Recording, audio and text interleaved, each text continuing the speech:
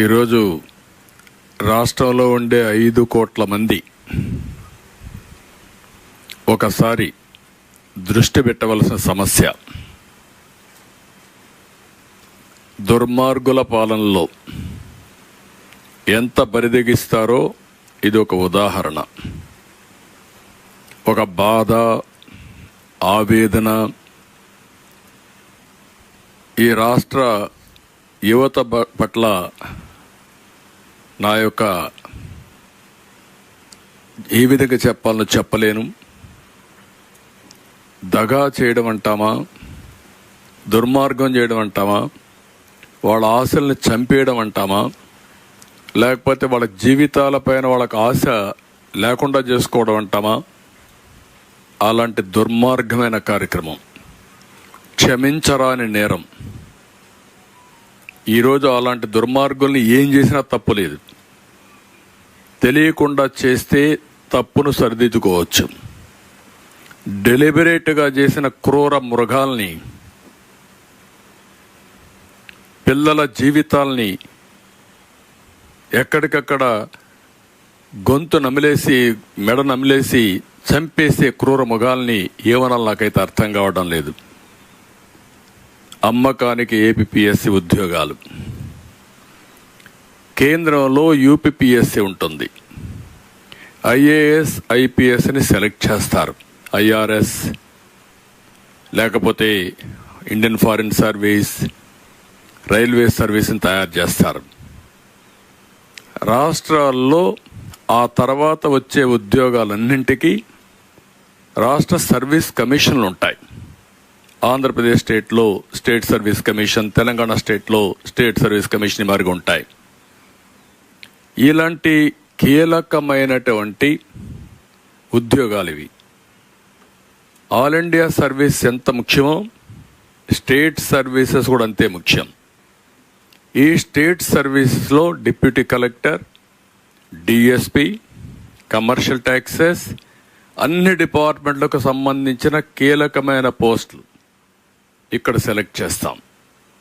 వీళ్ళందరూ నెక్స్ట్ లెవెల్లో all India services కూడా ఎలిజిబుల్. ఇక్కడ సెలెక్ట్ అయిన డిఎస్పి రేపు ఎస్పీ అవుతాడు. ఇక్కడ సెలెక్ట్ అయిన డిప్యూటీ కలెక్టర్ కలెక్టర్ అవుతాడు.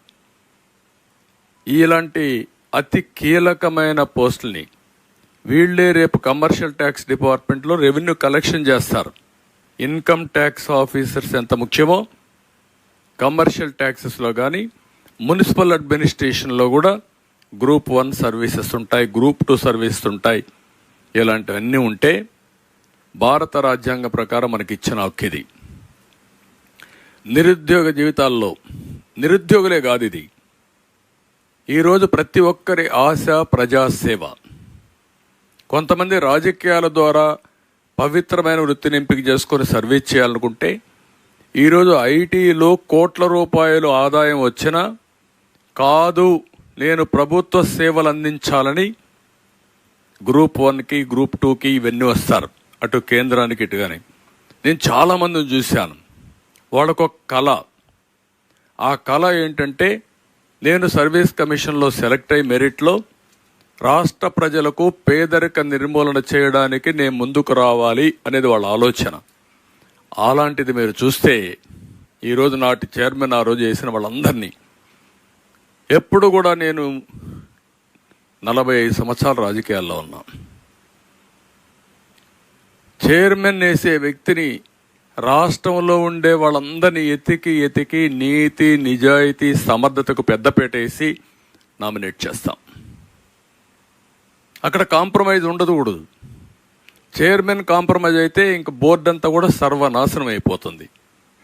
అందుకే మీరు చూస్తే ఆ రోజు ఉదయ భాస్కర్ ఎవడో నాకు తెలియదు, మాకుండే ఏజెన్సీస్ ద్వారా ఇన్ఫర్మేషన్ తెప్పించాం, వడగట్టిన తర్వాత బెస్ట్ క్యాండిడేటు, క్యారెక్టర్ ఉండేవాడు, నీతి నిజాయితీ ఉందని అతన్ని పెట్టాం. మెంబర్స్ కూడా అదే మరి సెలెక్ట్ చేశాం. వీళ్ళు వేసిన మెంబర్స్ని మీరు చూస్తే నెక్స్ట్ గౌతమ్ సవాంగ్ డీజీపీని చేశారు. అప్పటికే టెయింటెడ్ క్యారెక్టర్. ఒకప్పుడు మంచోడుగా ఉండొచ్చు, వీళ్ళు మెడ మీద కత్తి పెట్టి సరెండర్ చేసుకుని అన్ని పనులు తప్పుడు పనులన్నీ చేపించి ఈ వ్యక్తి దగ్గర నేను ఇక్కడ పోతా ఉంటే రాజధాని ఏరియాకి నా మీద రాళ్లతో చెప్పులతో దాడి చేస్తే కోపంతో వచ్చి వాళ్ళ నిరసన తెలియజేశారు అని చెప్పినట్టు దుర్మార్గుడు ఇతను. ఒక డీజీపీ ఇవ్వాల్సిన స్టేట్మెంట్ అది. అక్కడి నుంచి అన్ని తప్పుడు పనులన్నీ చేపించారు ఇది దగ్గర. తప్పుడు పనులన్నీ చేపించి అక్కడి నుంచి ఉద్యోగాన్ని తీసేసి మళ్ళీ పెద్ద ఎత్తున నేనే స్టేట్మెంట్ ఇస్తే దానిపైన ఈ పోస్ట్ ఇచ్చారు. అంటే రీహాబిలిటేషన్ పునరావాస కేంద్రంగా తయారు చేశారు. అతను అయిన తర్వాత Salam Babu YCP student union state president. బుద్ధి జ్ఞానం ఉందా మీకు? మనుషులా మీరు? మీ పార్టీ ఆఫీస్ ఇది? ఎంత దుర్మార్గం అండి ఇది. ఇతనెవరు? జీవి సుధాకర్ రెడ్డి, వైసీపీ నేత, అనంతపూర్. ఇతను సుధీర్, సీఎం జగన్ తాత రాజారెడ్డి అన్న ప్రభదాస్ రెడ్డి మనవడు. ఇతను సూత్రధారి, కేంద్ర బిందువు, అవినీతి అవకతవకలకు నాందీతనం, చక్రం తిప్పిన వ్యక్తితనం. ఇలాంటి దుర్మార్గమైన నీచమైన కార్యక్రమాలు చేసి ఈ పని చేసి సోనీవుడ్ నూతలపాటి ఎవరో ఒక ఐఏఎస్ ఆఫీసర్ బంధువు సివి శంకర్ రెడ్డి, ఈయనకి చాలా అత్యంత సన్నిహితుడు సెలీనా. ఇలాంటి చెత్త మెంబర్స్ అందరినీ పెట్టి పిల్లల జీవితాలతో ఆడుకున్నారు. తల్లిదండ్రుల కష్టం, తల్లిదండ్రుల ఆశని పూర్తిగా నాశనం చేసే పరిస్థితికి వచ్చారు. ఇప్పుడు చూస్తే ఎంత ఇదంటే 18/31 162 గ్రూప్ 1 ఉద్యోగాల నోటిఫికేషన్ ఇష్యూ చేశాం. నేను ముఖ్యమంత్రిగా ఉన్నప్పుడు మా గవర్నమెంట్లోనే. ఇందులో 30 డిప్యూటీ కలెక్టర్స్, 28 డిఎస్పీలు. వైసీపీ పాలనలో ప్రిలిమ్స్ ఎగ్జామ్ జరిగింది 27/5/2019. మెయిన్స్ ఎగ్జామ్ 14/21 డిసెంబర్ 2020లో జరిగింది. ఇక్కడి నుంచి ప్రారంభించారు. అంటే అంతవరకు ఉన్న సాంప్రదాయాలన్నిటికీ తిలోదకాలు ఇచ్చేశారు. అక్కడి నుంచి మీరు చూస్తే నోటిఫికేషన్ విరుద్ధంగా మాన్యువల్ మూల్యాంకనం కాకుండా డిజిటల్ చేశారు. రాజ్యాంగంలో మనం చట్టాలు చేస్తాం. ప్రతి ఒక్క అధికారికి అధికారం లేదు వైలేట్ చేయడానికి. చట్ట ప్రకారం పనిచేస్తే ఉంటారు, లేకపోతే వాళ్ళకి శిక్ష పడాలి. అవసరమైతే ఇలాంటి దుర్మార్గులందరినీ జైల్లో పెట్టి శాశ్వతంగా పనిష్ చేస్తే తప్ప ఈ పిల్లల భవిష్యత్తు బాగుపడదు. మొదట ఇతను వస్తే డిజిటల్ వాల్యుయేషన్ చేశారు. అభ్యర్థులు కోర్టును ఆశ్రయిస్తే 3 నెలల లోపల మాన్యువల్ ఇచ్చేయమని జస్టిస్ సోమయాజులు తీర్పిచ్చాడు. అది కూడా 21 అక్టోబర్ 1న. ఎంత కష్టపడ్డారో నేను చూశాను. ఆ స్టూడెంట్స్ని, నిరుద్యోగుల్ని. పిల్లర్ టు పోస్ట్ తిరిగారు, రాజకీయ పార్టీలు అందరి దగ్గర తిరిగారు, మీడియా దగ్గరకు వచ్చారు. వాళ్ళు చందాలు వేసుకున్నారు అడ్వకేట్ కోసం. ఎక్కడికక్కడ పోరాడి తీసుకొచ్చారు. అన్యాయం జరిగిపోతా ఉందని పోరాడి తీసుకొచ్చారు. అది అయిన తర్వాత అప్పటి ఏపీఎస్సీ సెక్రటరీ సీతారామన్ ఇతను ఎంత దారుణంగా ప్రవర్తించాడు. వేధించి వేధించి వేధించి చైర్మన్ ఇంటికి పంపించిన వ్యక్తి ఫస్ట్ ఇతనే. ఈ రోజు రేపు ఉంటుందనే ధ్యాస కూడా లేదు వీళ్లకు. అక్కడి నుంచి 21 డిసెంబర్ 5న మార్చి 20 వరకు మంగళగిరిలో హాయ్లాండ్లో మాన్యువల్ వాల్యుయేషన్ కోసం ఇతనే ఆర్డర్స్ ఇచ్చాడు. నెక్స్ట్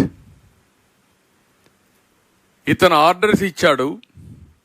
తర్వాత గౌతమ్ సవాంగ్ వచ్చాడు, విజయభాస్కర్ను పంపించారు. ఇక్కడికి వచ్చిన తర్వాత 2020 డిసెంబర్ ఫిబ్రవరి మాన్యువల్ వాల్యుయేషన్ ఫలితాలు తొక్కుపెట్టి గౌతమ్ సవాంగ్ చైర్మన్ అయిన తర్వాత మళ్ళీ వాల్యుయేషన్ చేయించాలి అనే దురాలోచనకు తెరలేపారు. వాల్యుయేషన్ అయిపోయింది. వాల్యుయేషన్ అయిపోయిన దాన్ని రహస్యంగా దాచిపెట్టి మళ్ళీ రెండో వాల్యుయేషన్ చేయాలని ఈ ప్రబుద్ధుడు గవర్నమెంట్కి రికమెండ్ చేశాడు, నిర్ణయం చేశాడు. అక్కడి నుంచి ఏపీపీఎస్సి 39 మొదటిసారి వాల్యుయేషనే. అంటే ఇక్కడ మీరు గుర్తుపెట్టుకోవాల్సిన, డిజిటల్ వాల్యుయేషన్ చేయడం తప్పు, అది మొదటి వైలేషన్. డిజిటల్ వాల్యుయేషన్ చేసిన తర్వాత మాన్యువల్ వాల్యుయేషన్ జరిగింది, అది తొక్కి పెట్టి మళ్ళా ఇంకొక వ్యాలిడేషన్, మళ్ళా మాన్యువల్ వ్యాలిడేషన్ చేశాడు. ఇవన్నీ కూడా ఏ విధంగా దాచిపెట్టారో కోర్టుకు కూడా భయం లేదు వీళ్ళకు. అఫిడవిట్స్ వేస్తే ఎప్పుడో ఒకసారి తగులుకుంటే ఏమవుతా అనే భయం లేకుండా విచ్చలవిడితనంతో తయారయ్యే పరిస్థితి వచ్చారు. ఆ ఎవిడెన్స్ ఇప్పుడు నేను ప్రూవ్ చేస్తాం. నెక్స్ట్ ఇక్కడ చూడండి, రెండో వాల్యుయేషన్ జరగలేదని కోర్టుని మిస్లీడ్ చేశారంటే బరిదెగించిన ఉగ్రవాదులు వీళ్ళు. లెక్కలేనితనం. ఎప్పుడైనా ఒక చిన్న తప్పు చేయాలంటే మన ఆత్మ మనకు సహకరించదు, ఘోషిస్తూ ఉంటుంది, నువ్వు తప్పు చేస్తున్నావు, ఎప్పుడో దొరుకుతావని. బరి దిగించారు. బరి దిగించి ఈరోజు మీరు చూస్తే 2020 డిసెంబర్ 22 ఫిబ్రవరి వాల్యుయేషన్ జరిగిన ఆధారాలు. వాల్యుయేషన్ జరగలేదని చెప్పారు, అవి కూడా చూపిస్తాను నేను మీకు. ఇక్కడ చూస్తే డేటా టెక్ మెథడెక్స్కి సీతారామన్ లేఖ రాశాడు. ఏమని రాశాడు? ఇది డేట్ కూడా ఇక్కడ క్లియర్గా ఉంది, అవన్నీ మీరు చూసినప్పుడు 25/11/2021.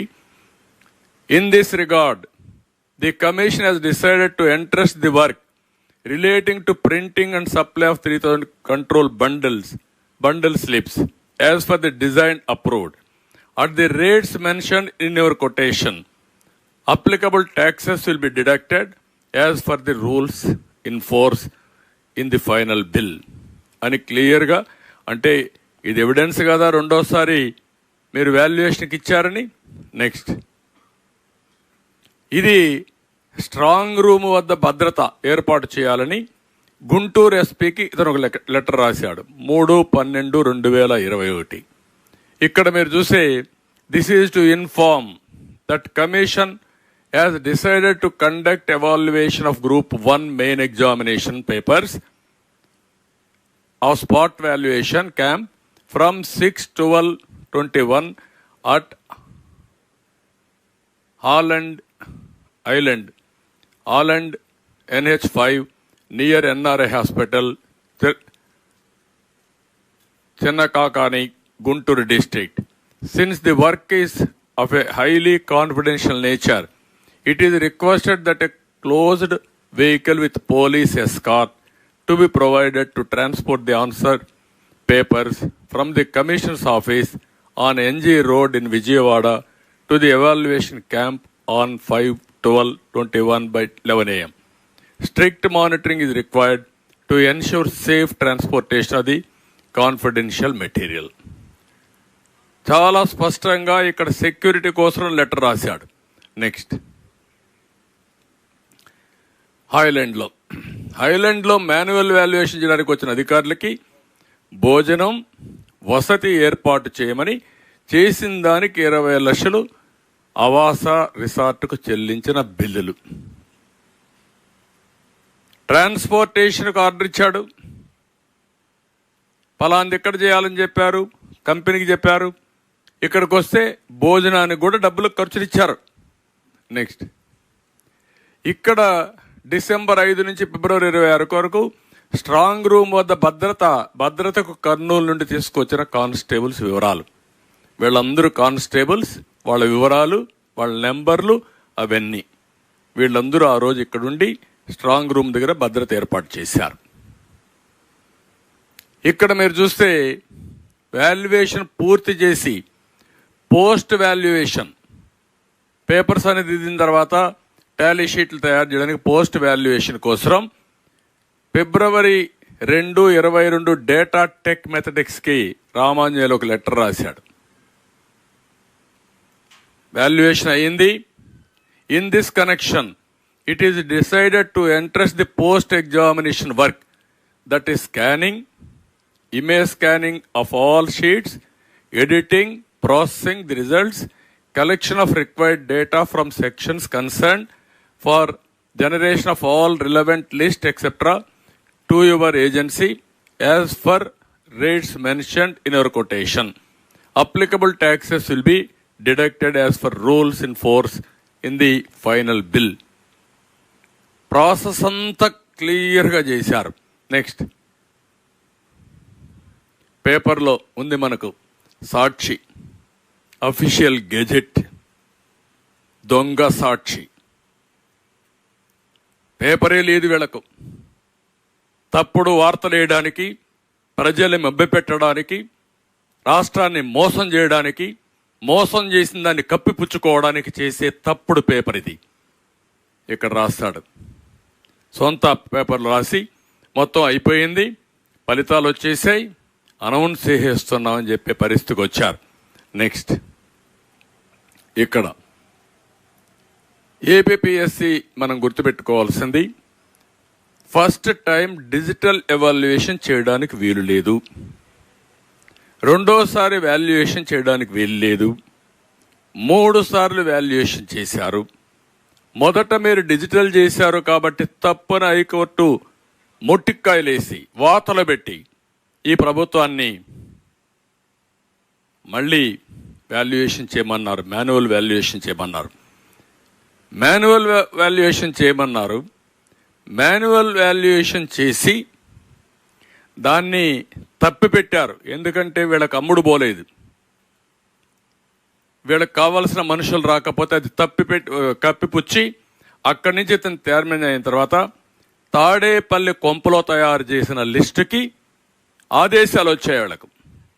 అంటే పిల్లల పట్ల వాళ్ళ భవిష్యత్తుకు మరణ శాసనాలు అక్కడ తయారు చేశారు ఈ దుర్మార్గులు.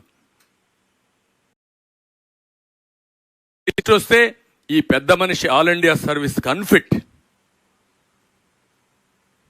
ఇలాంటి పెద్ద మనిషి దాన్ని అమలు చేసి 3వసారి వాల్యుయేషన్ చేస్తాడు. ఏమనాలండి వెళ్ళి? ఏం చెప్పాలి వీళ్ళకు? రేపనే మాట లేదు. దుర్మార్గుడు ఒక సైకో ఏం చెప్తే చేసేస్తారు. ఆ సైకోని ఎవరు చంపేమని చంపేస్తారు వీళ్ళు.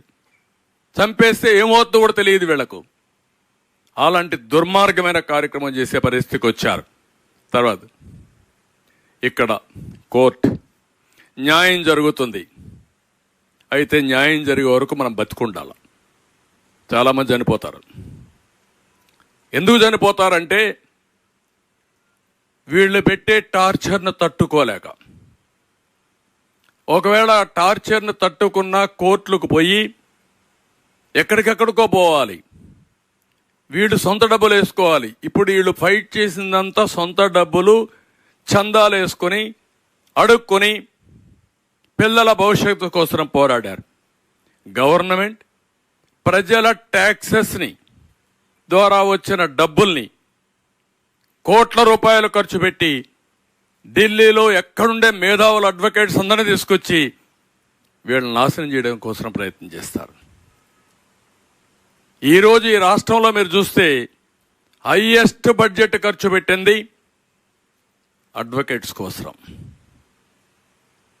ఎంత డబ్బులు ఖర్చు పెట్టారంటే 100,000 కోట్ల రూపాయలు ఖర్చు పెట్టి తప్పులను కప్పిపుచ్చుకోవడానికి, ప్రజలను హెరాస్ చేయడానికి, జైల్లో పెట్టడానికి, లేని తప్పులు ఆరోపణలు పెట్టడానికి చేశారు. అందుకే మీరు ఇక్కడ చూస్తే చాలా క్లియర్గా చాలా సమయం అయింది. 5 ఏళ్ళు అయింది జరగడానికి, వీళ్ళకి న్యాయం జరగడానికి. నిరంతరం పోరాడారు.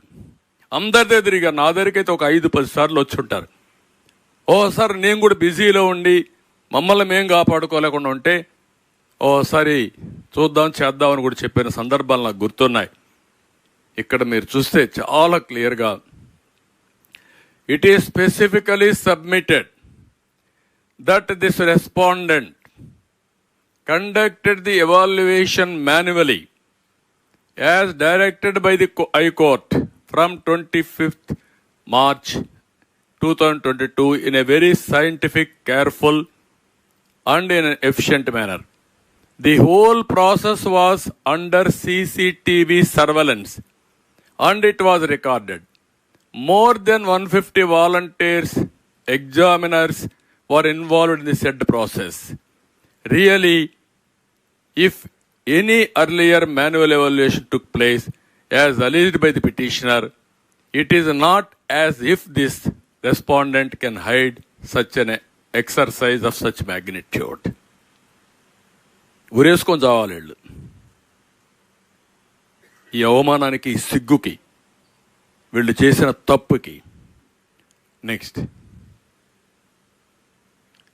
రెండోసారి, there is no other earlier manual evaluation as alleged by the petitioners between December 21 and January 22.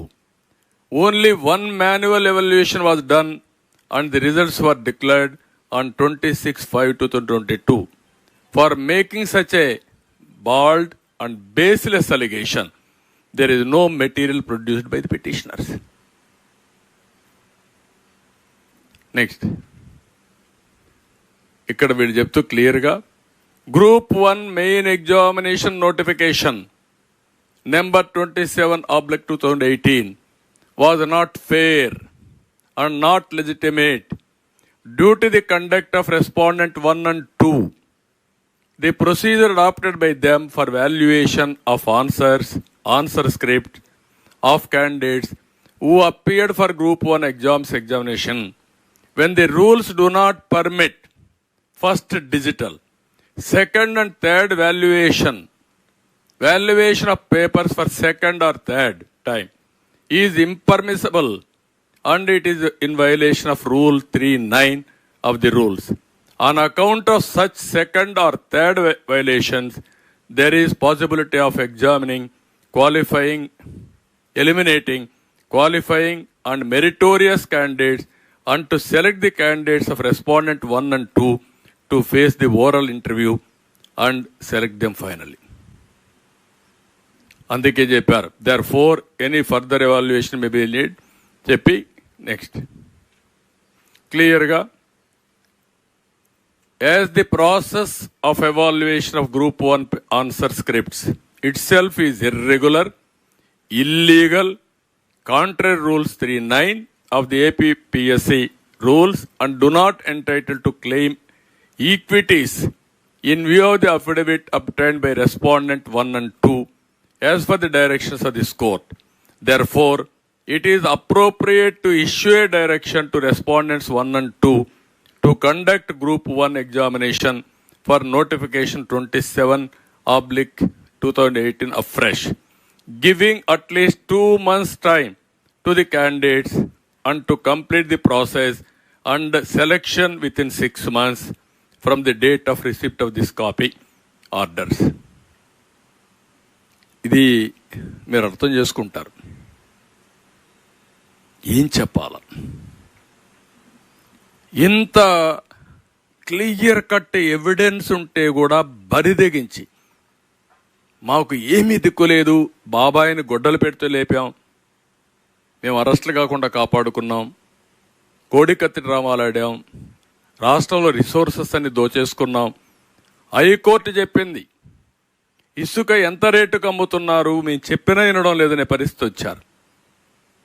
అలాంటి దాంట్లో మీరు చూస్తే ఇంత బ్లాటెంట్గా ఆ విద్యార్థులు ఇలాంటివి ఎన్ని జరిగాయో మనకే అర్థం కాని పరిస్థితి.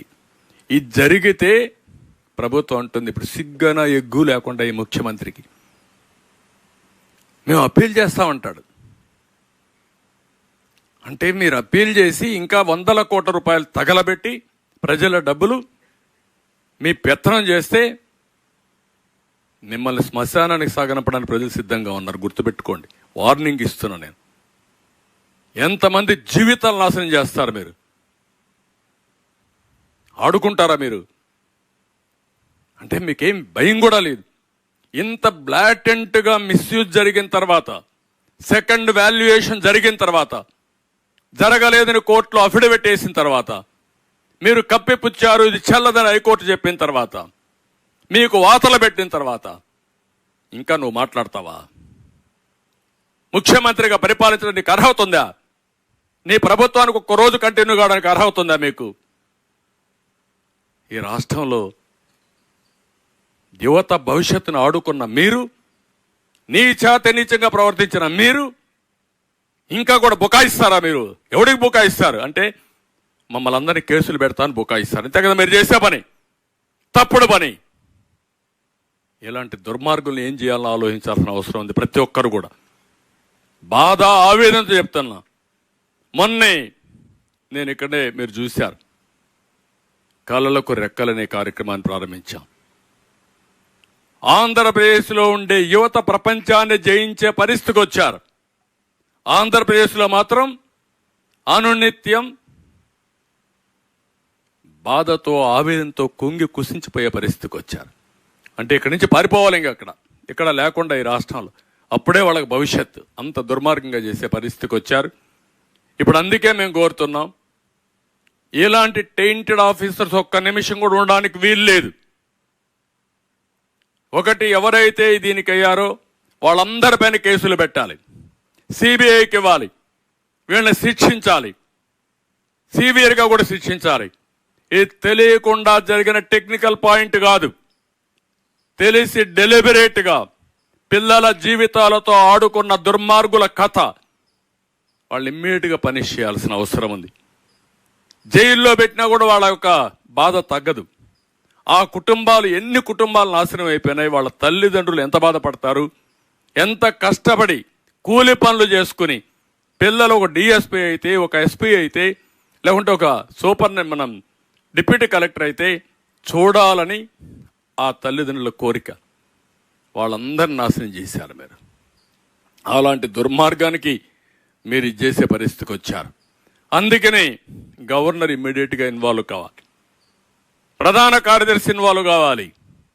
అలాంటి దుర్మార్గులను అక్కడి నుంచి పదవుల నుంచి కూడా తప్పించాలి, ఎన్క్వైరీ చేయాలి. అదే మరి వీళ్ళు ఎవరైతే చట్టానికి వ్యతిరేకంగా ఎంపికైన డిప్యూటీ కలెక్టర్స్ అందరినీ డిస్క్వాలిఫై చేయాలి. They are no more eligible. చట్ట వ్యతిరేకంగా డిఎస్పీ నియామకం అయితే ఇన్ని అయితే వాళ్ళు ఎవ్వరు కూడా డ్యూటీలో ఉండడానికి వీల్లేదు. ఉన్న పళంగా వాళ్ళందరినీ తీసేయాల్సిన బాధ్యత గవర్నర్ పైన ఉంది, ఎన్నికల కమిషన్ పైన ఉంది, వీళ్ళందరి పైన ఉంది. ఈరోజు మీరు చూస్తే 11:30 గంటలకు జడ్జిమెంట్ వచ్చింది. 3:30 గంటలకు కాపీ అప్లోడ్ చేశారు. మనకందరికీ ఎప్పుడున్న జడ్జిమెంట్ వస్తే సాయంత్రం కాపీ వస్తుంది, లేకుంటే నెక్స్ట్ డే కూడా వస్తాయి. 12:30కే మేము సుప్రీంకోర్టుకు పోతా ఉన్నారంటే వీళ్ళు డబ్బులు చడుగుతారని. అంటే ఏంటి అక్రమార్కులు ఎంత బరిదెగించిపోయారంటే ఇష్టానుసారంగా తయారయ్యే పరిస్థితులు వచ్చారు. రెండోది, ఎక్కడైనా సరే మీరు ఎగ్జామ్స్ చూడండి, మెయిన్లో ఎన్ని వస్తాయి, ఇంటర్వ్యూలు ఎన్ని వస్తాయని పబ్లిసైజ్ చేసేస్తారు, సర్వీస్ కమిషన్ యూనియన్ కానీ స్టేట్ కానీ. ఇక్కడ మొత్తం చేసే పరిస్థితులు లేరు. దాపరికం ఎందుకు? వీళ్ళు అవకతవకలు చేయడానికి. ఇంకో పక్క మొదటి మాన్యువల్ ఇది అయింది, ఇప్పుడు రెండోసారి చేశారు. అంటే మొత్తం ఫస్ట్ మాన్యువల్లో అయిన వాళ్ళు మెరిట్ ఉంటారు, వాళ్ళు పోయారు. వీళ్ళ పాపానికి రెండోసారి చేసిన వీడు పోయారు, అందరూ పోయారు. మొత్తం చాలా దారుణంగా జరిగింది, చాలా బాధాకరం. నెక్స్ట్, ఇప్పుడు కూడా మీరు చూడండి, తెలుగుదేశం పోలింగ్ కూడా లేదు. నిపుణులు సభ్యులు ఉండేవాడు, నిష్ఠార్థులు, అనుభవజ్ఞులు. ఈయన బంధువులు, వైసీపీ నేతలు, అవినీతులు. పరీక్ష నిర్వహణ ఎవ్రీవేర్ ట్రాన్స్పరెంట్, అక్రమాల పర్వం. ఖాళీలు గుర్తించి ఎప్పటికప్పుడు భర్తీ చేస్తే 3 నెలల తర్వాత, లేకపోతే వీళ్ళ ఇష్ట ప్రకారం ఎన్నికల ముందు చేసే పరిస్థితికి వచ్చారు. మెయిన్స్, ఇంటర్వ్యూ మార్కులు ఎక్కడికక్కడ ప్రకటించాం, ఇక్కడ అభ్యర్థులు కోరినా ఇవ్వలేదు. అదే మరి 5 ఏళ్లలో ఒక్క ఆరోపణ రాదు. 5 ఏళ్లు కాదు, 22 సంవత్సరాలు తెలుగుదేశం పార్టీ టైంలో సర్వీస్ కమిషన్లో ఎక్కడ కూడా ఒక్క ఆరోపణ లేకుండా ఒక పద్ధతి ప్రకారం రిక్రూట్ చేసిన పార్టీ తెలుగుదేశం పార్టీ. ఈయన పెద్ద ఎత్తున అక్రమాలు, నిరుద్యోగులకు ప్రభుత్వంపై పూర్తిగా నమ్మకం పోయే పరిస్థితి ఈరోజు చూస్తూ ఉంటే ఎక్కడికక్కడ ప్రభుత్వం ఇష్టానుసారం. ఒకప్పుడు ఏది జరిగినా ట్రాన్స్పరెంట్గా, నాకు బాగా జ్ఞాపకం, టీచర్ ఉద్యోగాలు కూడా నేను చాలా ట్రాన్స్పరెంట్గా చేశాను. ఎందుకంటే ఎక్కడైనా సరే కొంతమంది కావాలని మార్కులు వేసుకుంటే నష్టపోతారనే ఉద్దేశంతో ఇవన్నీ కూడా చాలా ఉద్యోగాల్ని గ్రూప్ 1 సర్వీస్ కానీ గ్రూప్ 2 కానీ ఇంకా మిగిలిన ఉద్యోగాలు కూడా సర్వీస్ కమిషన్కి అప్పచెప్పాం. సర్వీస్ కమిషన్ అంటే పారదర్శకంగా చేస్తుంది, నీతి నిజాయితీ చేస్తుంది, అవకతవకలు ఉండవు, వాళ్ళకంతా ఎక్స్పర్టైజ్ ఉందనే ఉద్దేశంతో అప్పచెప్తే వీళ్ళు ఇష్ట ప్రకారం చేసే పరిస్థితికి వచ్చారు. ఇప్పుడు నేను ఒకటి అడుగుతున్నా, ఈ ఇద్దరు గ్రేట్ పీపుల్ ఏం చేయాలి? వీళ్ళని రాష్ట్ర ప్రజానీకం మీరే నిర్ణయించుకోవాలి. ఈయన ఇప్పుడంతా ఇంటెలిజెన్స్, ఎవరిని అరెస్ట్ చేయాలి, ఎవడి మీద కక్ష తెచ్చుకోవాలి, ఎక్కడ తప్పుడు పనులు చేయాలి, ఇదే పని ఇతనికి. ఈ ది కల్ప్రిట్ ఇన్ దిస్. కాదని చెప్పగలుగుతామని అడుగుతాను నేను. అక్కడి నుంచి ఇంటెలిజెన్స్కి వచ్చావు కదా, నీకు తెలుసు కదా, తెలిసి నువ్వే లిస్ట్ తయారు చేసి పంపించావు. మళ్ళా ఎవడికి ఉద్యోగాలు ఇవ్వాలని తాడేపల్లి కొంపలో కూర్చొని ఇష్టానుసారంగా చేసి, వీళ్ళ ఇష్ట ప్రకారం చేసి, మొత్తం దాచిపెట్టి తప్పుడు అఫిడవిట్లేసి ఇష్టానుసారంగా బిహేవ్ చేసే పరిస్థితికి వచ్చారు వీళ్ళు. They are unfit to be IPS. ఐపీఎస్ను కూడా వీళ్ళకి తీసేయాలి. అలాంటి దుర్మార్గుల్ని, ప్రజా జీవితాలతో ఆడుకునే వ్యక్తుల్ని పనిష్ చేయాల్సిన బాధ్యత ఉంది. ఇది పనిష్ చేయాల్సిన కూడా డిమాండ్ చేస్తున్నా. ఇది సరే, ఇంకా మీరు అన్ని చూశారు. జాబ్ క్యాలెండర్, మెగా డిఎస్సి ఏదీ లేదు. ఈరోజు ఉండే ఉద్యోగాలు కూడా ఇచ్చినట్టు ఇచ్చి అమ్ముకొని డబ్బులు చేసుకునే దీనికి పోయారు. ఒక 150 కోట్లో 200 కోట్లకో అవినీతికి పాల్పడి పిల్లల జీవితాలను సర్వనాశనం చేసే పరిస్థితికి వచ్చారు. ఇది బాధాకరం, హృదయ విదారకం, గుండె తరుక్కుపోతుంది. ఈ దుర్మార్గుల యొక్క కార్యక్రమాలు చూస్తే, వీళ్ళ లీలలు చూస్తే. ఆ సైకో జగన్కి అర్థం కాదు, కానీ మీకైనా అర్థం కావాల. ఈ ఆవేదన, బాధ, తపన ఎవడో తీర్చలేంది. ఆ విషయం గుర్తుపెట్టుకోవాల్సిందిగా నేను కోరుతూ ఇప్పుడు చెప్పాల. ఈ జగన్, సజ్జల, గౌతమ్, సీతారామంజనేయులు, ఆయన పేషీలు ఇంకొక ఆయన ధనంజయ రెడ్డి, ఆయన ఒక పెద్ద హీరో అక్కడ. మొత్తం రాజకీయం, సెటిల్మెంట్లు, అదే మరిగా మళ్ళీ రాజీలు. ఆయన ఏంటి రాజకీయం అంటే? మీరు రాజకీయం చేస్తున్నారు, మీరు సెటిల్మెంట్లు చేస్తున్నారు, మీరు రౌడీజాలు చేస్తున్నారు అంటే రేపు అనేది లేకుండా ఇష్టానుసారంగా చేసే పరిస్థితి. ఎలాంటి వాళ్ళు ఉండడమే ఈ రాష్ట్రానికి పట్టిన దుర్గతి. బాధాకరం, విచారకరం. అందుకే చెప్తున్నా, మేలుకోమంటున్న యువతని. ఇది మీకు జరిగిన అన్యాయమే కాదు, రాష్ట్రానికి జరిగిన అన్యాయం. ఈ ఒక్క అన్యాయం కాదు, ఇది 5 ఏళ్లు పోరాడిన నిరుద్యోగులు సాధించిన విజయం, నిరూపించిన సత్యం. ఇది వీళ్ళు 5 ఏళ్లు పోరాడకపోతే ఈ దొంగలు ఎక్కడికక్కడ మేము హీరోస్ కింద మేము అమ్ముకున్నాం, మేమే కరెక్ట్గా చేశాం, మేము ఇంత అఘాయిత్యం చేశాం, కోర్టులో కూడా అఫిడవిట్ వేసాం, మేము హీరోస్ అని సంకలెగరేసుకునేవాళ్ళు. రెండో వాల్యుయేషన్ జరిగిందనే విషయం, అంత డబ్బులు ఖర్చు పెట్టి అన్ని డాక్యుమెంటరీ ఎవిడెన్స్ ఉంటే, కాదు అని చెప్పగలిగే బరిదెగింపు ఉంటే వీళ్ళు ఏమనాలండి?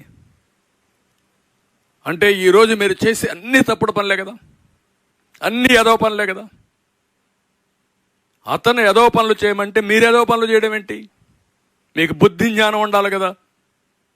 ఇంకా నిద్ర లేస్తే అబద్ధాలు మాట్లాడడం, ఆ అబద్ధాలని బ్లూ మీడియాలో వేసుకోవడం, సోషల్ మీడియాలో వేయడం, ప్రజల్ని మభ్యపెట్టడం, ప్రజల్ని మోసం చేయడం, ఇలాంటి తప్పుడు పనులు చేసి సహజ వనరులు పోయినాయి. ఇంకొక పక్కన టెక్నాలజీలో పెద్ద ప్రమాదం కూడా ఉంది.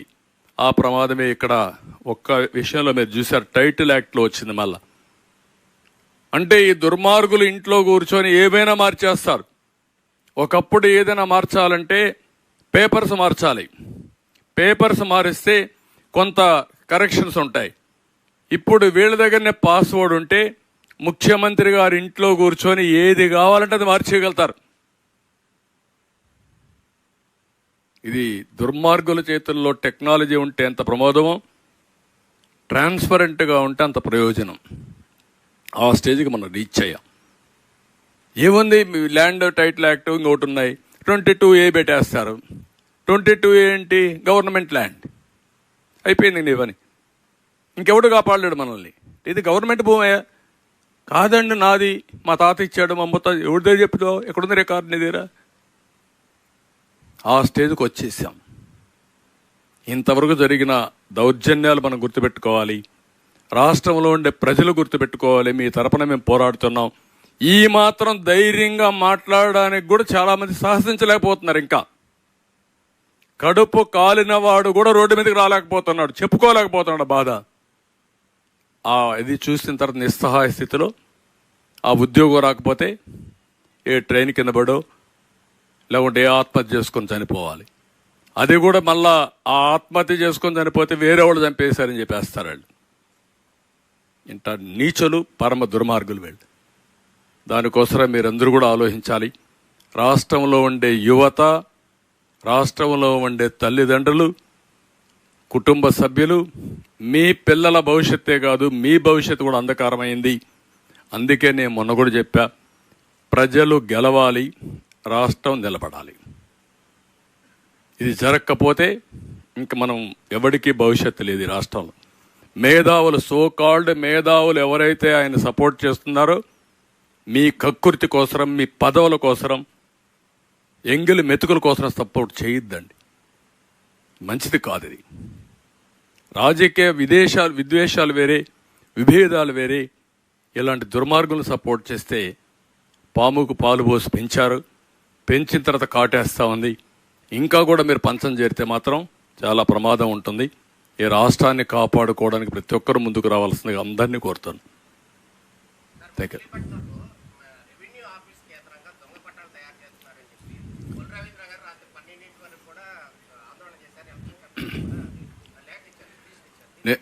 నేనేమంటానంటే, ఒకటి కాదు, చిత్ర విచిత్రమైన లీలలు జరుగుతున్నాయి. దొంగ పట్టాలు తయారు చేస్తారు, దొంగ రికార్డులు తయారు చేస్తారు, ఉన్న ఆస్తులు లేవని చూపిస్తారు, లేని ఆస్తులు వచ్చినట్టు చూపిస్తారు. దానికి మళ్ళా అబద్ధాలు బొంకి వేరే వాళ్ళ మీద నెపాలు పెడతారు, వాళ్ళని అరెస్ట్ చేస్తారు. అవే జరగబోతున్నాయి. నిన్న కూడా నేను చూస్తున్నా, ఈరోజు వివేకానందుడి భార్య సౌభాగ్యం ఒక విషయం అడిగింది. మానవత్వం ఉండే మనందరం ఆలోచించుకోవాలి. ఇంట్లో దొంగల్ని మేము, అంతకొల్ని మేము గుర్తించలేకపోయాం. ఆ రోజు నేను బాధల్లో ఉన్నా. జగన్మోహన్ రెడ్డి ఉదయం రావాల్సిన వ్యక్తి సాయంత్రం వచ్చాడు, నేను గుర్తించలేకపోయాను. ఉదయం ఆయన ఎలక్షన్ సీజన్, హెలికాప్టర్లు ఉన్నాయి, ఫ్లైట్లు ఉన్నాయి. హెలికాప్టర్ ఎక్కితే నేరుగా కడపలో దిగచ్చు, గంటలో బాబాయ్ హత్య జరుగుంటే జన అనేది అక్కడ పోవచ్చు. ఉదయం నుంచి రాకుండా సాయంత్రం రోడ్ జర్నీలో వచ్చాడు.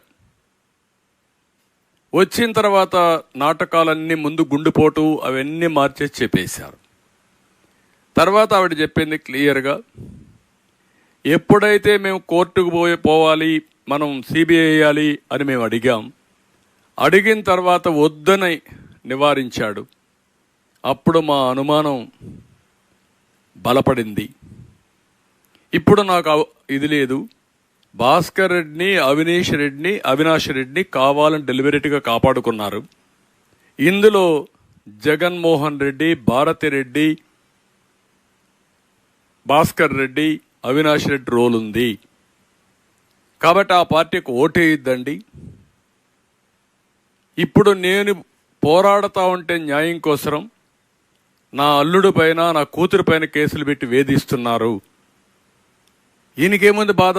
100 అడ్వకేట్స్ ఉన్నారు. సిబిఐ మార్నింగ్ ఒక కేసు, సాయంత్రం ఒక కేసు, లాలోచీలు, ఉద్యోగాలు, డబ్బులు ఇవన్నీ ఇస్తాడు. ఆ ఫ్యామిలీ సొంత డబ్బులు పెట్టుకొని వ్యాజ్యం చేయాలి. Is it possible? మానవత్వం ఉండే ప్రతి ఒక్కడు ఆలోచించాలి ఈ విషయాన్ని. సొంత భార్య రోడ్డెక్కి ఘోషిస్తూ ఉంటే, ఒక బాబాయికి ఇలాంటి జరిగితే సమాధానం చెప్పవలసిన బాధ్యత ఇతనికి లేదా? ఇక్కడ నేను అడిగాను, సమాధానం చెప్తాడా వచ్చి? సమాధానం చెప్పినటువంటి అబద్ధాల కోరిని మనం నమ్మాలనా? ధైర్యం ఉంటే చెప్పాలి కదా, ఇది జరిగిందని చెప్పాలి కదా, కాదు ఇది జరగలేదని చెప్పాలి కదా. నా ఆఫీసర్, బ్రహ్మాండమైన ఆఫీసర్స్ని చెప్పాలి కదా. నువ్వు చెప్పండి, మీ ముగ్గురు వచ్చి. ది గ్రేట్ గౌతమ్ సవాంగ్ చెప్పు, సీతారామాంజనేయులు చెప్పు, ముఖ్యమంత్రి నువ్వు సమాధానం చెప్పు. నువ్వు చెప్పలేకపోతే నేను మనిషి ఉన్నాడు కదా సజ్జల, నోటుకోచోటు వాగుతున్నాడు, లేకపోతే ధనంజయ రెడ్డి ఉన్నాడు, రమ్మనండి. Answer all these things. నీ అట్రాసిటీస్ ఇంకా జరగవు. ఆ విధంగా అడ్డుకుంటున్నామని మా మీద దాడులా, మా మీద నీచాతి నీచమైన ఆరోపణలు పెడతారా సోషల్ మీడియాలో? 5 రోజుల నుంచి వస్తున్నాయి. ఎవరైనా ఒక్కరొచ్చి మీరు చెప్పగలిగారా అని నేను సమాధానం అడుగుతున్నా, నిలదీస్తున్నా. ఏదో మేము పొత్తులు పెట్టుకుంటే దానికేదో అంకలు, లేకుంటే మేమేదో ఎవరో బాధపడితే దానికి పెద్ద అంకలు. దీనికి సమాధానం చెప్పి ఎన్నికల ముందు. Otherwise you don't have any right to ask vote. ఈ విషయాలు గుర్తుపెట్టుకోవాలి. ఇలాంటి వ్యక్తులు డెమోక్రసీలో పనికిరాని వ్యక్తులు. Not only democracy, even a సమాజంలో ఉండవలసిన వ్యక్తులు కాదు వీళ్ళు. వింత జంతువులు కూడా నేను, అది ఏమనాలి నాకైతే అర్థం కాదు అలాంటి దుర్మార్గులు.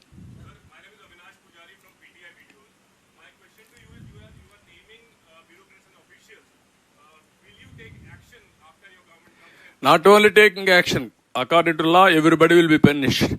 Issue is not that. What about Jagan Mohan Reddy? You are the culprit. You answer this. You cannot play with the people's lives. That too unemployed. It is a blatant scam designed by Jagan Mohan Reddy and his team. They have to answer now. Come out and answer to the unemployed. They are asking. They don't have voice. I am here to raise my voice on behalf of unemployed youth and also parents of the victims. One more question to you. Many properties have been mortgaged by the AP government. What would you like to say about that? No, only leftover tomorrow, AP should be mortgaged or he will sell away Andhra Pradesh. Now already bankrupt. Debt is 12 lakh crores. Nobody is giving money. Now he is mortgaging MRO office, health center, Raitu Bazaar, all these offices. Now, even for future liquor income, prospective income of liquor is mortgaging. You can imagine. He is a blatant liar. And also what he say, he won't abide even one sentence of it. Earlier he told very clearly, I will prohibition I will go first, then only I will come and ask your vote. Today, he borrowed 25,000 crores by pledging the future income. Can you believe this type of people? What is the right he is having, I am asking. Even prospective future income also he is mortgaging. Existing government properties is mortgaging. Even the unemployed, how he manipulated. That to Group 1 service. Public Service Commission. This is the thing in Andhra Pradesh. Even in all these things, one scam happened in any other state. That is the end of the day of that political party. Here, thousands of scams. Every scheme is designed only for scam. తెలంగాణలో phone tapping వ్యవహారం జరిగింది. ప్రణీత్ రావును arrest చేశారు కదా. గతంలో కూడా మన రాష్ట్రంలో కూడా ఇక్కడ కూడా ఫోన్ ట్యాపింగ్ జరిగిందని గతంలో కూడా ఇప్పుడు కూడా జరుగుతూనే ఉన్నాయి. డెఫినెట్గా అడుగుతాం. కానీ ఇప్పుడు కూడా మీ ఫోన్ నా ఫోన్ సేఫ్ అని మీరు అనుకుంటున్నారా? దుర్మార్గులు ఎన్ని చేస్తున్నారో అన్ని చేస్తున్నారు. మనం అందరం ఎంత భయంగా బతుకుతున్నాం ఇక్కడ ఈ స్టేట్లో.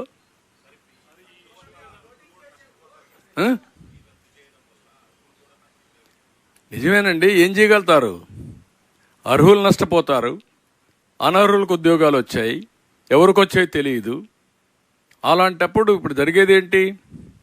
కాదు అంటే దుర్మార్గులకు మనం పట్టం కట్టేట అవుతుంది, వీళ్ళ ఆటలు సాగించేట అవుతుంది.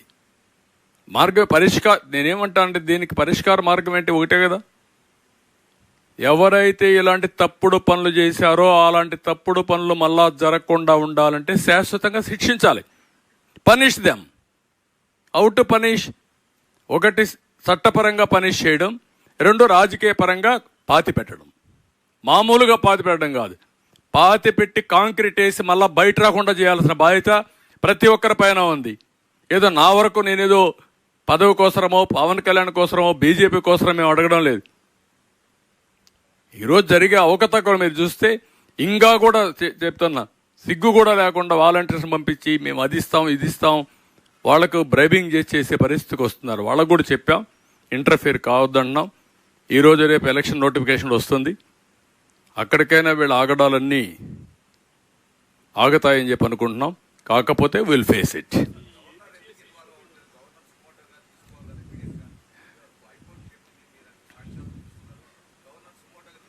తీసుకోవాలి, అందుకే రేపు వెళ్తాం మేము కూడా, గవర్నర్ దగ్గరికి వెళ్తాం, ఆయనకు కూడా చెప్తాం.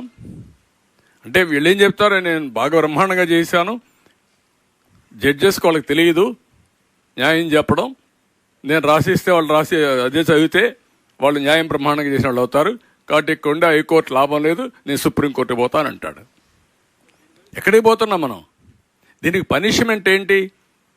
ఎన్నిసార్లు కోర్టులు ముట్టికాయలు వేశారు, ఎన్నిసార్లు కోర్టులు వాతలు పెట్టాయి.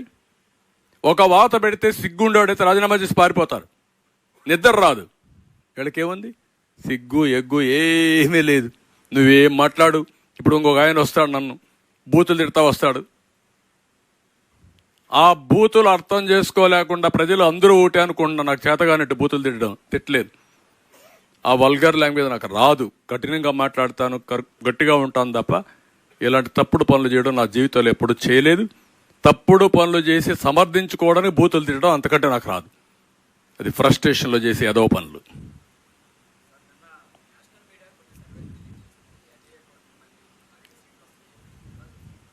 ఒక్క సీటు కూడా వేయాలంటే ఈ వైఎస్ఆర్ కాంగ్రెస్కి ఒక్క సీట్ జగన్మోహన్ రెడ్డి గెలవాలనా?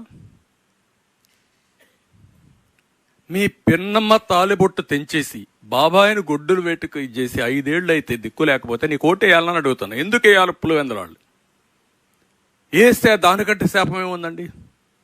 దానికంటే సాడ్ న్యూస్ ఏముందండి? I'm asking straight question. మీరైతే వేస్తారా?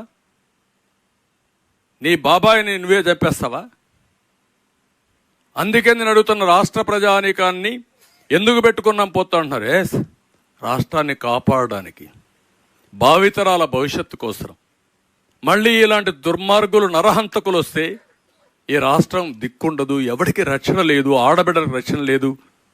ఎక్కడ చూసిన గంజాయి, లిక్కరు, రౌడీజం, డబ్బులు, కబ్జాలు, ఆస్తులకు రక్షణలా, మానానికి శీలానికి రక్షణలా, ఆడబిడ్డలకు రక్షణలా, ధైర్యంగా రోడ్డు మీద తిరిగి వస్తాం ఇంట్లోకని నమ్మకంలా. 14 సంవత్సరాలు ముఖ్యమంత్రిగా పనిచేసిన నాలాంటి వాడికి రక్షణ లేకపోతే ఎవరికి రక్షణ ఉంటుందండి ఈ రాష్ట్రంలో? ఈ విషయం మనం గుర్తుపెట్టుకోవాలి. అందుకే 20 ఇచ్చారంటున్నారు మీరు. 20 ఇస్తే నేను హ్యాపీగా లేదు. అతనికి డిపాజిట్ రాకూడదు, ఆ పార్టీ ఉండకూడదు ఈ రాష్ట్రంలో. ఏ నాయకుడన్నా ఉండేయండి, తప్పులేదు, నేను ఐఎమ్ నాట్ బాదర్డ్. ఇలాంటి అర్హత లేని వాళ్ళు రాజకీయాల్లో ఉండడం ఈ రాష్ట్రానికి, ఈ దేశానికి అరిష్టం. అదే నేను చెప్పేది, మీరు గుర్తుపెట్టుకోవాలి. ఎవడన్నా పని చేస్తే కూడా మీరు ఎవరన్నా ఇంకా ఇది చేస్తే అది ఈ రాష్ట్ర కర్మ, మీ కర్మ కంటే రాష్ట్ర కర్మ అది.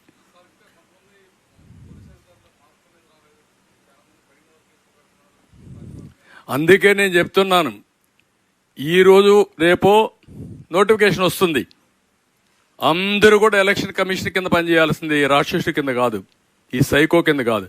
ఆ సైకో పని నిద్రలేస్తే కేసు పెట్టే వరకు వెనకబడి, ఆ కేసులు పెట్టిన తర్వాత ఎఫ్ఐఆర్లు పంపిస్తే ఆనందపడుతున్నాడు. దానికి భయపడి ఇంకా అక్కడక్కడ తప్పుడు పనులు చేస్తున్నారు. మంచిది కాదు మీకు అది. నేను చాలా స్పష్టంగా ఉన్నా. అన్ని సమీక్షలు చేస్తాను. ఇప్పుడు చేసే కేసులపైన ఎక్కువ సమీక్షలు చేస్తాం. అంటే మీకు భయం లేకుండా తప్పించుకోకుండా మీరు చేయడం తప్పు.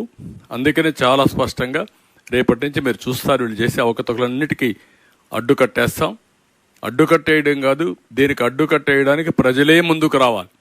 నేను ఐఎమ్ అప్పీలింగ్ ఆల్ పీపుల్, బాధితులే క్యాంపెయినర్స్గా తయారు కావాలి. భావితరాల భవిష్యత్తుకు రక్షణ కల్పించే బాధ్యత మీరు ఒక రక్షకులుగా తయారు కావాలి. అది ప్రారంభమైంది తప్ప ఏం కాదు. నేను ఎన్ని మాట్లాడినా మీరు అనుకోవచ్చు నాకేదో కోపం. ఏం కోపం అంటే నాకు ఎన్నిసార్లు పొజిషన్ చూడాల నేను? ఎప్పుడూ ఇంత నాకు ఆవేశం లేదే. ఇది మీరు చెప్పండి, ఒక్క స్కామ్ మీరు చెప్పండి. ఐఎమ్ ఆస్కింగ్ స్టేట్, ఎవిడెన్స్ ఉందా లేదా దీంట్లో? ముఖ్యమంత్రి వచ్చి మాట్లాడాలని లేదా? మీరు సిగ్గుంటే ఓటాడతారా? ఇంకా what is the right you are having? Okay,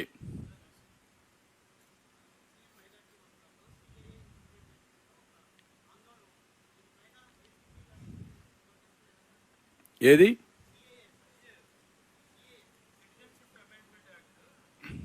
అది ఆ రాష్ట్రాలకే కదా, ఇక్కడికి కాదు కదా. కాదమ్మా, ఉంది. కానీ అందరం కూడా ఏ దేశానికి పోయినా ఇప్పుడు మనం దుబాయ్ పోతే సిటిజన్ ఇది లేదా, సిటిజన్షిప్ లేదా? మనం ఆలోచించండి. ఎప్పుడో ఒకసారి ఇవన్నీ కూడా ప్యూరిఫై చేసుకోవాలి కదా. నువ్వు అమెరికాకు పోతే నువ్వు ఉంటావా? తెలుగు వాళ్ళంతా అమెరికాకి వెళ్ళారు. తెలుగు వాళ్ళు ఎన్ని దేశాలకు వెళ్ళారు? అక్కడ సిటిజన్షిప్ లేదా? ఏ దేశం అని పాస్పోర్ట్లు లేవా? మరి ఎట్లా? ఇవన్నీ రాజకీయం చేస్తే రాజకీయం. దాంట్లో అభద్రతాభావం ఎవరికి ఉంటుంది? ఎవరైనా దొంగతనంగా వచ్చిన వాళ్ళకు ఉంటుంది. వాళ్ళు రావచ్చు, యాంటీ సోషల్ మెంటర్ కూడా రావచ్చు ఇక్కడికి. కొన్ని స్పష్టంగా మన ఉద్యోగాలు 4%, as they are deserving, will protect. There is no second thought. ఎందుకు? ఈరోజు ముస్లిమ్స్లో కూడా పేదరికం ఎక్కువ ఉంది. ఆర్థికంగా, సామాజికంగా, రాజకీయంగా వెనకబడి ఉన్నారు. వాళ్ళకి చేయూత ఇవ్వడం మన బాధ్యత, అది ఇస్తాం. కానీ సిటిజన్షిప్ ఎవరైనా వస్తాం, ఎక్కడైనా ఉంటాం అంటే రేపు రాబోయే రోజుల్లో దేశం సెక్యూరిటీ ఏమవుతుంది? నేను పోయేసి ఒక్కరోజు నేను సింగపూర్లో ఉంటానా నాకు సిటిజన్షిప్ పాస్పోర్ట్ లేకుండా? మీరు చెప్పండి నాకు. మీరుంటారా ఎక్కడన్నా ప్రపంచంలో? పోనీ ముస్లిం కంట్రీస్లో మనం ఉంటామా? హిందూ కంట్రీస్ అని కాదు, క్రిస్టియన్ కంట్రీస్ అని కాదు, ముస్లిం కంట్రీస్ అని కాదు, ఎక్కడైనా సరే సిటిజన్షిప్ అనేది ట్రాన్స్పరెంట్గా ఉంటుంది. ఎవరన్నా మైగ్రేట్స్ వెళ్తాం, ఇమిగ్రేట్స్ ఉంటాం, కొన్ని రోజులు పాస్పోర్ట్ ఉంటుంది. అవసరమైతే అక్కడ సిటిజన్షిప్కి ఆ దేశంలో రూల్స్ ప్రకారం అప్లై చేసుకుంటాం, విల్ గెట్ ఇట్. అంతే కదా. అమెరికాలో కూడా గ్రీన్ కార్డు ఇస్తున్నారు, వాళ్ళు అబ్జర్వ్ చేసుకుంటున్నారు, అక్కడే సెటిల్ అవుతున్నారు. ఇవన్నీ ప్రాసెస్లో ఉంటాయి. దాన్ని కావాలని కొంతమంది రాజకీయం చేయడం కూడా కరెక్ట్ కాదు. ఎవరైనా దేశం కోసం ఆలోచించి ఏ వ్యక్తి అయినా సరే కొన్ని ఆమోదించాలి. రాజకీయాలకు అతీతంగా ముందుకు పోవాలి. మనకు కూడా కొంత క్రమశిక్షణ ఉండాలి. పవన్ కళ్యాణ్ గారు ఎమ్మెల్యేగానే పోటీ చేస్తానంటారు, ఎంపీగా చేయలేనంటారు. తప్పే ఉంది అట్లా. మేము కూర్చో మాట్లాడుకుంటాం. మేము మా పార్ట్నర్స్లో, అలయన్స్ పార్ట్నర్స్లో ఎక్కడైనా చిన్న ప్రాబ్లమ్స్ వచ్చినా కూడా సార్ట్అవుట్ చేసుకుంటాం. రెండోది, ఒకటే, నేను మా నాయకుల్ని, మా కార్యకర్తల్ని, 3 పార్టీల నాయకుల్ని, కార్యకర్తలను ఒకటే అపీల్ చేస్తున్నాం. ఈ 3 పార్టీలు కలిసి పోరాడేది రాష్ట్రాన్ని సేవ్ కాపాడుకోవడానికి, ఈ రాష్ట్ర భవిష్యత్తు కోసం చేశాం. అందుకే అందరం కలిసి ఎక్కడికి కూడా ఒక అవగాహన రావాలి. సీట్లు రాని వాళ్ళు మా పార్టీలో కూడా కొంతమంది ఉంటారు. ఎన్నో సంవత్సరాలుగా అవస్థలు పడ్డారు, కేసులు పెట్టించుకున్నారు, జైలుకు పోయారు, మళ్ళా వచ్చారు, అన్నీ కూడా ఇబ్బందులు పడ్డారు. కొంత ఆవేదన, కొంత తపన, ఇవన్నీ ఉంటాయి. కానీ ఈరోజు మనం గవర్నమెంట్ రావాలి, ఫస్ట్ స్టేట్, ప్రజలు, తర్వాత మనం. అది తప్పదు మనకు. ఆ విషయం గుర్తుపెట్టుకోవాలి.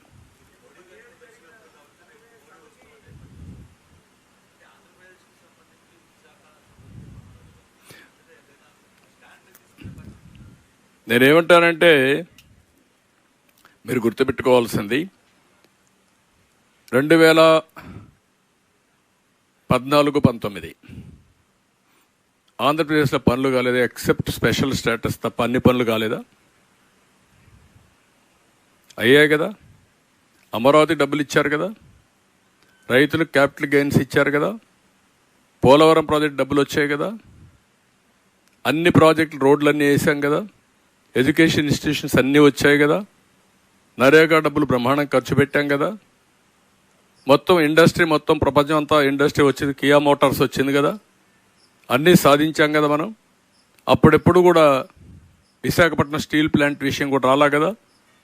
రైల్వే జోన్ కూడా లాస్ట్ మైల్కి వచ్చింది. ఈ 5 సంవత్సరాలు మీరు ఏం చేశారు? వాళ్ళు ఇచ్చిన ప్రాజెక్టులు విధ్వంసం చేశారు. అమరావతి నాశనం చేశారు, పోలవరం ముంచేశారు, లేకపోతే ఇండస్ట్రీస్ని తరిమేశారు. కనీసం నిన్న చెప్పారు వాళ్ళు, విశాఖపట్నం రైల్వే జోన్కు ల్యాండ్ ఇవ్వలేదు కాబట్టి మేము పనులు ప్రారంభించలేని చెప్పారు. సిగ్గైదా మీకు ఇది? ఇంకా ఏం మాట్లాడతారు మీరు?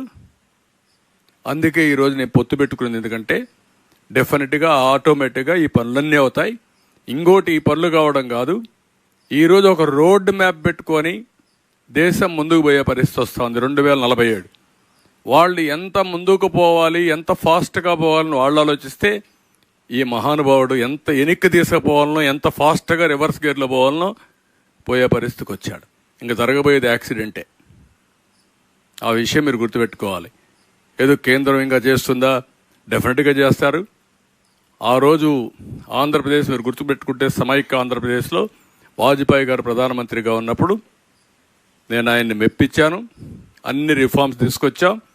ఈరోజు ఆంధ్రప్రదేశ్లో ఒక మంచి సిటీ తెలంగాణలో ఉందంటే హైదరాబాద్, అదొక నమూనా. ఎవరి వల్ల అయింది అది? ఆ రోజు కోalition గవర్నమెంట్లో ఎన్డీఏలోనే జరిగింది. ఈ విషయాలు మనం గుర్తుపెట్టుకోవాల్సిన, ప్రజలకు ఒకటే అప్పీల్ చేస్తున్నా, మీరేదో బీజేపీ మీద, సరే ఈ 5 ఏళ్ళు కమ్యూనికేషన్ గ్యాప్తో ఇవన్నిటితో కొంతమందికి కొన్ని రిజర్వేషన్స్ ఉంటాయేమో, కానీ ఎవ్వరికి రిజర్వేషన్స్ ఉండాల్సిన అవసరం లేదు. ఏదైతే 2014-19లో ఇద్దరం కలిసి ఏ విధంగా అయితే అభివృద్ధి చేశామో దానికంటే మెరుగ్గా అభివృద్ధి జరుగుతుంది. నిధులు వస్తాయి, పనులు అవుతాయి. ఆ విషయం అందరూ గుర్తుపెట్టుకోవాలి.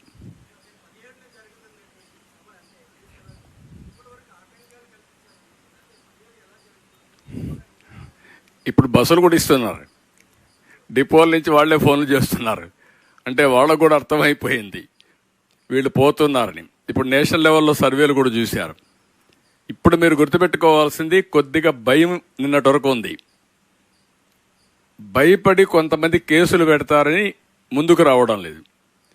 కొంతమంది రేషన్ కార్డులు లేకుంటే పెన్షన్లు తీసేస్తారని కొంతమంది మాట్లాడడం లేదు.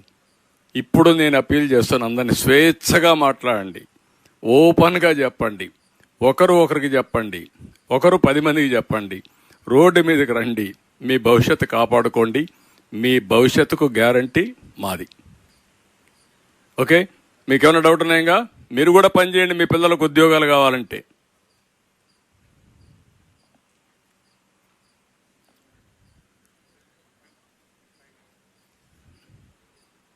ఓకే.